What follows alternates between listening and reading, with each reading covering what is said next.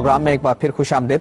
احمد جاوید صاحب کا کہنا یہ ہے کہ نظریہ ارتقاء فی نفسے ہی اس میں خرابی اس طرح سے نہیں ہے، بلکہ اس کو پیش اس اسلوب میں کیا گیا ہے جس سے یہ معلوم ہوتا ہے کہ جیسے کائنات کی تخلیق میں خالق کا کہیں تذکرہ نہیں ہے.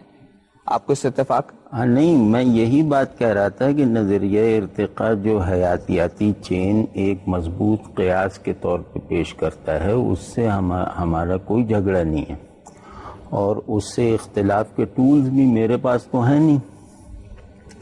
اصل چیز ہے کہ جب آپ کسی فیکٹ پر اصرار کر کے یا اپنے قیاس کو فیکچولائز کر کے اسے ایک نظریاتی حیثیت جب دیتے ہیں تو اس وقت کچھ سوالات اٹھتے ہیں جس پہ جاوید صاحب نے گفتگو کر دی.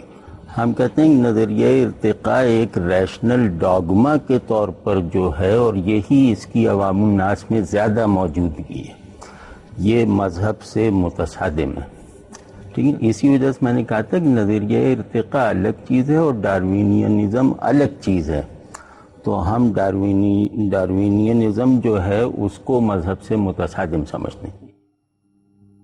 قرآن مجید یہ کہتا ہے کہ اللہ تعالیٰ جب کسی چیز کا ارادہ کر لیتے ہیں کہ یہ ہو جائے تو ان کو کوئی اینٹ گارا میسر نہیں کرنا پڑتا، وہ کہتے ہیں کن، تو پھر اس کے بعد کیا ہوتا ہے فیکون، پھر ایک قاعدے کے مطابق وہ چیزیں ہوتی چلی جاتی ہیں. یعنی آپ دیکھتے ہیں کہ اس وقت بھی ارتقاء ہی کے اصول پر کائنات چل رہی ہے. آپ ایک قطرہ آب ہے جو پیدا کرتے ہیں، آپ کچھ چیزیں کھاتے ہیں پیتے ہیں، اس سے آپ کی جسم کی فیکٹری میں ایک قطرہ آب وجود پذیر ہوتا ہے، ادھر ایک انڈا وجود پذیر ہوتا ہے، دونوں کا اتصال ہوتا ہے. پھر اس کے بعد ایک ارتقائی عمل ہے جو ماں کے پیٹ میں جاری رہتا ہے، 9-10 مہینے میں بچہ پیدا ہو جاتا ہے. ایسا تو نہیں ہوتا کہ کوئی چیز آسمان سے وہی ارتقاء جو آپ کہہ رہے ہیں. میں یہاں پہ یہ نہیں بیان کر رہا، میں یہ عرض کر رہا ہوں کہ ارتقاء کا جو تصور ہے وہ تو پوری کائنات میں کار فرما ہے. یعنی خدا کے کام کرنے کا طریقہ یہ نہیں معلوم ہوتا کہ وہ آسمان سے بچے پیدا کر کے زمین پر کر دیتا ہے. اسی طرح سے اسی کو ماضی میں لے جائیے، جیسے میں نے قرآن مجید کے حوالے سے کہا کہ ایسا نہیں ہوا کہ پتلا بنا کر کہیں پھونک دیا گیا ہے. یہ قرآن نے نہیں کہا. قرآن مجید ارتقاء ہی کا تصور پیش کرتا ہے، لیکن اس کی تفصیلات کیا ہیں، وہ کیسے ہوا، یہ سائنس کا موضوع ہے، اس کو اس کا مطالعہ کرنا چاہیے اور اس کی بنیاد پر آراء قائم کرنا چاہیے. احمد جاوید صاحب نے یہ کہا کہ ڈاروین اور نظریہ ارتقاء میں فرق ہے، الگ الگ چیزیں ہیں، لیکن معافی کے ساتھ میں یہ عرض کرنا چاہوں گا ارتقاء میں فرق نہیں کہہ رہا، ڈاروینزم اور نظریہ ارتقاء میں فرق ہے. میں سمجھتا ہوں کہ دونوں بالکل ایک ہی چیز ہے. ڈاروین کا نظریہ یا اس کی جو تھیوری ہے وہ ایوولوشنری تھیوری، اور ایوولوشنری تھیوری کا یہ کہنا ہے کہ اگر بہت سے جاندار ہوں تو وہ جاندار اپنی تعداد اور اپنی نسل کو آگے بڑھائیں گے جو اس ماحول کے مطابق ہیں، جن کو خوراک مل سکتی ہے اور جن کے لیے دوسرے کنڈیشنز پورے سازگار ہیں. یہ عین ایوولوشن ہے، نظریہ ارتقاء ہے، اور سب سے پہلے ڈاروین نے ان الفاظ میں اس کو بیان کیا تھا. تو یہاں تو ایک بہت بڑا تصادم بنتا ہے، اور یہ حقیقی تصادم ہے. اگر کوئی یہ سمجھتا ہو کہ انسان موجودہ حال میں، موجودہ شکل و صورت میں موجود تھا آج سے ہزاروں یا لاکھوں سال پہلے، اور کہ اس کی شکل و صورت وہی رہی ہے، تو یہ تو پھر مختلف چیز ہے، بالکل مختلف چیز ہے، اور سائنس اس بات کو قبول ہرگز نہیں کرتی. جاوید صاحب یہ معلوم یہ ہوتا ہے کہ اگر ارتقاء کو مان بھی لیا جائے تو وہ ارتقاء جس کی بات پرویز خود بھائی کر رہے ہیں وہ اور ارتقاء ہے، اور مذہب جس ارتقاء کی بات کر رہے ہیں وہ ذرا مختلف ارتقاء ہے. ڈاروینینزم جو اس وقت ایک سوشل تھیوری ہے، تو وہ نظریہ ارتقاء کی بنیاد پہ بنی ہوئی ایک سوشل تھیوری ہے، تو وہ مذہب سے متصادم ہے، مذہب کے خلاف ایک بہت بڑے ہتھیار کے طور پہ استعمال ہو رہی ہے.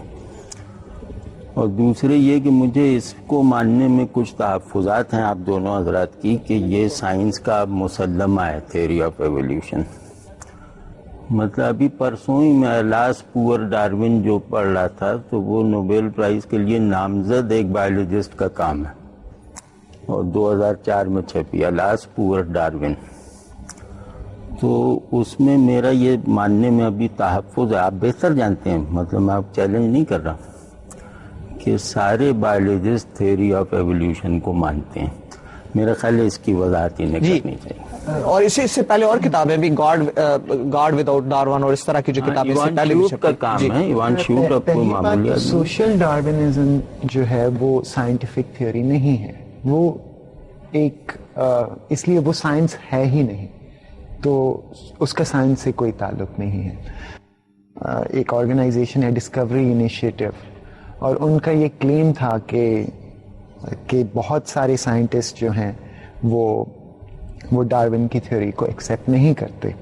تو جب اس کو ذرا اور غور سے دیکھا تو پتہ چلا کہ انہوں نے کوئی 400 سگنیچرز سائنٹسٹ کے لیے تھے, جبکہ شاید کوئی 3-4 لاکھ سائنٹسٹ اس وقت موجود ہوں گے دنیا میں.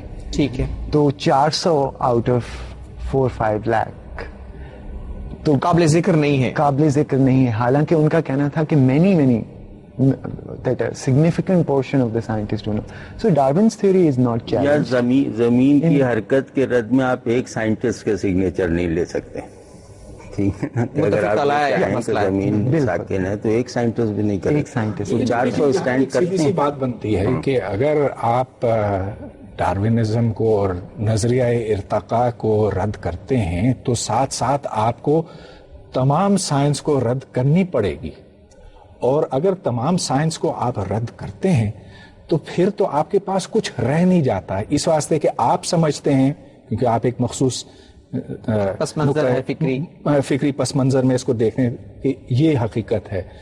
کوئی اور کسی دوسرے ملک میں پیدا ہو, کسی اور ملک کسی اور مذہب میں پیدا ہو, وہ کچھ اور سوچے گا, وہ اور تیسرا شخص کچھ اور سوچے گا.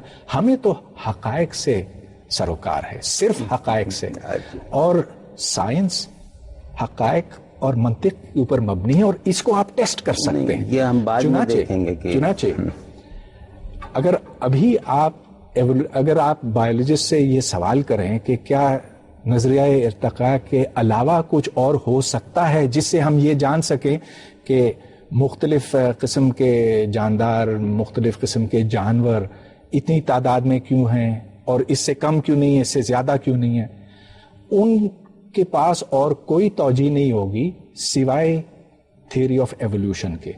تو یہ ایک مصدقہ تھیوری ہے سائنس کی, اور اگر آپ اس کو رد کرتے ہیں تو پھر آپ سائنس کو بھول جائیے. جی, ہم اس پہ جاوید صاحب چاہیں گے کہ آپ کی رات کی جاوید صاحب میں چاہتا ہوں کہ اس پہ ذرا تفصیلی بات ہو, لیکن اس سے پہلے ہمیں ایک وقفہ لینا ہوگا, تھوڑی دیر کے بعد حاضر ہوتے ہیں. پروگرام میں ایک بار پھر خوش آمدید.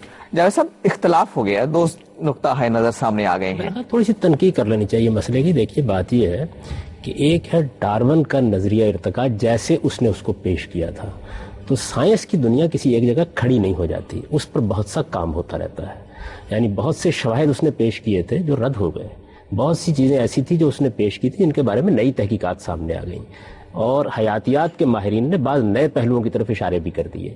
ایک نفس ارتقاء ہے کہ ارتقاء ہوا ہے, ارتقاء کے طریقے پر کائنات بنی ہے, ارتقاء کے طریقے پر یہ جتنی بھی آپ کو مختلف اصناف نظر آ رہی ہیں یہ اسی طرح وجود میں آئی ہیں. یہ چیز تو کم و بیش متفق علیہ ہے, اور پروفیسر بالکل درست کہہ رہے ہیں, حیاتیات بھی متفق علیہ ہے, اور میں نے آپ سے عرض کیا کہ قرآن بھی یہی بات کہہ رہا ہے, یعنی انسان کی تخلیق کے بارے میں اس کا بیان بھی بالکل یہی ہے. ایک چیز یہ کہ یہ ارتقاء کیسے ہوا ہے. دیکھیے بات یہ ہے کہ اس ارتقاء کی تفصیلات میں جب آپ جاتے ہیں تو ہو سکتا ہے کہ کل کو سائنس یہ بتائے کہ ارتقاء تو یقیناً ہوا ہے لیکن اس کی صورت یہ ہوئی ہے, یا پرسوں یہ بتائے کہ اس کی صورت اس سے مختلف ہوئی ہے. تو ڈارون پر جو تنقیدیں کی جا رہی ہیں وہ اصل میں اس نوعیت کی تنقیدیں ہیں. نفس ارتقاء کو ابھی تک چیلنج نہیں کیا جا سکتا علم کی دنیا میں, مذہب کی دنیا میں بھی یہ مسئلہ. مذہب یہ تو ضرور کہتا ہے نا کہ انسان ایک بالارادہ شخصیت کے طور پر, وجود کے طور پر تخلیق کیا گیا ہے, اور وہ اللہ تعالیٰ کے ہاں سوال و جواب اس سے ہوں گے. میں یہی عرض کر رہا تھا کہ یہ ہے ایک پہلو کہ کیا ہم اس پہ اصرار کر رہے ہیں کہ ڈارون نے جس طریقے سے اس نقطہ نظر کو پیش کیا تھا بین ہی وہ آج بھی مانا جاتا ہے, اس میں ادنا درجے کی کوئی تنقید نہیں ہوئی, کوئی اس کے معاملے میں جتنے شواہد پیش کیے گئے تھے نئی حقیقت سامنے نہیں آئی. یہ بات سائنسی لحاظ سے بھی ٹھیک نہیں ہے جتنا کچھ ہم جانتے ہیں طالب علم. دوسرا پہلو اس کا یہ ہے کہ اس کے نتیجے میں ایک پوری تہذیب نے اپنے کچھ مقدمات قائم کیے ہیں. میں نے پہلے عرض کیا تھا کہ یہ اصل میں حیاتیات کا سوال نہیں ہے, یہ فلسفے کا سوال ہے. یعنی آپ اس بات کو کیسے بیان کرتے ہیں, کس طریقے سے پریزنٹ کرتے ہیں, آپ اس سے کیا نتائج نکالتے ہیں. اس حوالے سے اگر آپ دیکھتے ہیں تو ظاہر ہے کہ بہت کچھ بحث ہو سکتی ہے، یعنی اس پر بڑی گفتگو ہو سکتی ہے۔ دوسری بات یہ، تیسری بات جس کی طرف میں آپ کی توجہ مبذول کرانا چاہتا ہوں وہ یہ ہے کہ سائنس کی دنیا میں جب کوئی بات کہی جاتی ہے تو کبھی کوئی اچھا سائنس کا عالم یہ نہیں کہتا کہ یہ کوئی آخری حجت ہے جو ہم نے دنیا پر قائم کر دی ہے، یہ ایک ارتقائی عمل ہے جو خود فکر میں جاری رہتا ہے، اس میں بھی نئے نئے پہلو سامنے آتے رہتے ہیں۔ میں نے اسی لیے آپ کو یہ بتایا تھا کہ قرآن مجید نفس ارتقاء کو تو بیان کرتا ہے کہ ایسے ہی ہوا ہے، یعنی مختلف مراحل سے گزر کر انسان کا قالب تیار ہوا ہے اور اس میں بتدریج تبدیلیاں آئی ہیں اور پھر ایک مرحلہ آیا ہے جس میں وہ انسان کی شخصیت کے ساتھ نمودار ہوا ہے، اتنی بات کرتا ہے۔ اب رہ گئی اس کی تفصیلات کہ یہ معاملہ کیسے ہوا، سائنس کو حق ہے کہ وہ بیان کرے، لوگوں کو حق ہے کہ اس کے اوپر تنقید کریں، اس میں نئے نئے نقطہ نظر سامنے آئے اور اس پر بات کی جائے۔ جب آپ اس دائرے سے آگے جائیں گے اور اب آپ یہ کہیں گے کہ دیکھیے اس سے یہ بات ثابت ہو گئی کہ اس کے پیچھے کسی خالق کا ہاتھ نہیں ہے، یہ کسی ارادے پر نہیں بنی، یہ ایک دوسرا موضوع ہے، اور میرا خیال یہ ہے کہ پروفیسر نے یہ بات ابھی موضوع بحث بنائی نہیں، میرا خیال تو صرف اتنی بات جی ان سے پوچھ لیتے ہیں کہ آپ کا جو تصور ارتقاء جیسا بیان کر رہے ہیں اس میں کہیں کسی خالق کا وجود نظر آتا ہے جیسے مذہب اس کو دیکھتا ہے؟ میں سمجھتا ہوں کہ جو فطرت کے قوانین ہیں ان کا کوئی خالق ہو سکتا ہے، شاید ہو۔ سائنس کبھی آپ کو اس سوال کا جواب نہیں دے گی کیونکہ سائنس کا تعلق مادی دنیا کے ساتھ ہے، ارادوں کے ساتھ نہیں ہے۔ لیکن کیا انسان کی زندگی با مقصد ہے یا بے مقصد ہے، یہ ایک علیحدہ سوال ہے، اس کے اوپر ہمیں بحث کرنے کی ضرورت ہے۔ اب یہ دیکھیں کہ ہر مکتب فکر، ہر مذہب میں مختلف مقاصد بیان کیے جاتے ہیں۔ اب چلیے اگر آپ اس کو مان لیں کہ انسان کا بنیادی مقصد ہے کہ وہ اچھائی کرے اور وہ اپنے اعمال سے پھر بالآخر اس کو جنت ملے اور نجات ملے، تو پھر بہت سے سوال اٹھتے ہیں اس سے۔ مثال کے طور پر کوئی ایسا بچہ پیدا ہوتا ہے جو پیدا ہونے سے پہلے ہی مر جاتا ہے، یا پھر جب پیدا ہوتا ہے تو وہ لنگڑا لولا گونگا اور کن ذہن ہوتا، اس میں صلاحیت ہی نہیں ہے کہ وہ کوئی اچھا کام کر سکے یا برا کام کر سکے، تو پھر اس بیچارے کی زندگی کس فائدے کی ہے، کس کام کی ہے، اور اس کو پھر کہاں بھیجا جائے گا، جنت میں یا دوزخ میں؟ تو یہ تو انسانوں کی بات، پھر اور جو دوسرے جاندار ہیں ان کا کیا کیجیے گا؟ تو اس طرح کے سوالات جو ہیں وہ بڑے بنیادی، اور جیسا کہ میں نے عرض کیا یہ ہر مکتب فکر، ہر مذہب کی الگ الگ سوچ ہے اس کے اوپر۔ تو ہم یہ نہیں کہہ سکتے کہ کوئی واضح مقصد ہے کائنات کا۔ ہم مقصد بنا سکتے ہیں، اپنی ذاتی زندگی کو با مقصد بنا سکتے ہیں، لیکن یہ مقصد شاید اوپر سے نہ دیا گیا ہو۔ ڈاکٹر صاحب کا کہنا یہ ہے کہ کوئی مقصد کائنات کو دیکھ کے تو ہم تخلیق کر سکتے ہیں، دکھا سکتے ہیں، لیکن یہ متعین طور پہ کہنا کہ ہاں یہی مقصد ہے، یہ بڑا مشکل ہے۔